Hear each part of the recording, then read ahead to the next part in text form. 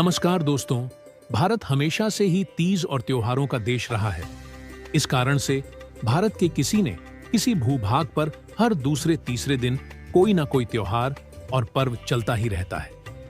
पर कुछ ऐसे भी त्योहार हैं जो भारत की साझा संस्कृति और विरासत को समेटे हुए हैं।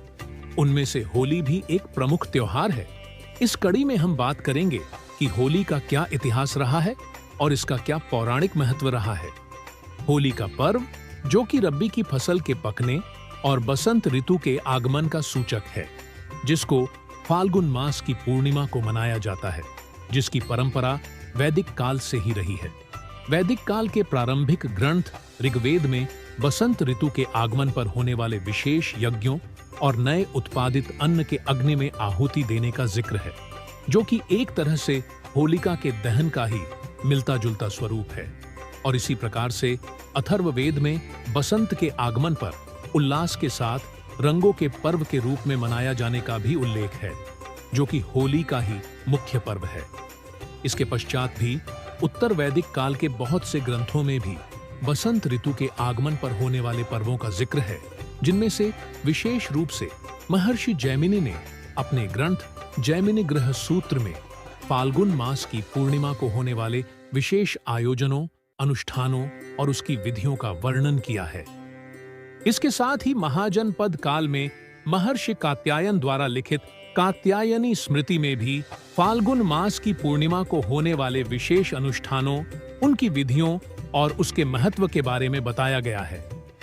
साफ शब्दों में कहें तो होली भारत की संस्कृति के उद्गम से ही बसंत पर्व के रूप में मनाई जाती रही है।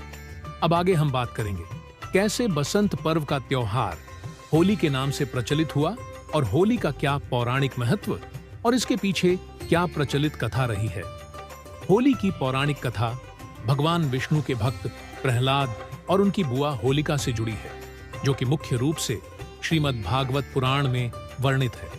इसके अलावा यह कथा अन्य पुराणों जैसे विष्णु पुराण, नरसिंह पुराण, पद्म पुराण और स्कंद पुराण में भी मिलती है, पर श्रीमद् भागवत पुराण में वर्णित कथा ही मुख्य रूप से प्रचलित है और जिसके 7वें स्कंध के 3 से लेकर 10वें अध्याय के मध्य में भक्त प्रहलाद की भक्ति और हिरण्यकशिपु की यातनाएं, होलिका दहन, भगवान विष्णु के नरसिंह अवतार लेने और भक्त प्रहलाद के उद्धार करने का विस्तृत वर्णन है। इस कथा में वर्णित होलिका दहन को होली के पर्व से जोड़कर मनाया जाता है। अब हम आगे के भागों में बात करेंगे कि कैसे राधा और कृष्ण को होली के साथ जोड़ के देखा जाता है और महाजनपद काल के बाद किन किन काल खंडों में कैसे कैसे होली मनाई गई। इसके लिए हमसे जुड़े रहिए और अनफोल्ड स्टोरीज बाय अरुण को देखते रहिए।